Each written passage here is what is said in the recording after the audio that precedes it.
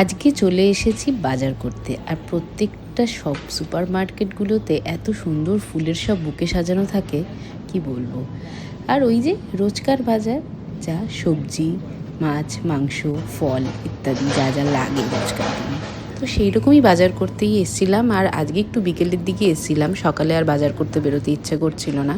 আর বিকেলে যেহেতু বাজারে এসছি, তাই মনে মনে ভেবেই এসছি যে বাড়ি ফিরে তো বাপু আমি আজ আর রান্নাবাটি করব না। বাড়ি ফিরে বাইরে থেকেই কিছু ইন্ডিয়ান খাবার কিনে নিয়ে গিয়ে বাড়িতে আজকে ডিনারটা বাইরেরই হবে, কোনো অপশান নেই। যেমন ভাবা তেমনই কাজ সারা কিনে নিয়েছি এবং বাড়িতেও চলে এসেছি। এবার বাড়িতে এসে তো আর তর সইছে না, কতক্ষণে খাবারগুলোকে গরম করব আর খাবো। চিকেন টিক্কা মশলা, চিকেন কোরমা, অনিয়ন ভাজি, পোলাও, নান, ব্রেড, ব্যাস খাবার দাবার গরম করা কমপ্লিট। বসে পড়েছি প্লেট সাজিয়ে নিয়ে একদম। এই অনিয়ন ভাজি হচ্ছে আমাদের দেশের পেঁয়াজি। ভালোই ছিল মোটামুটি সবই।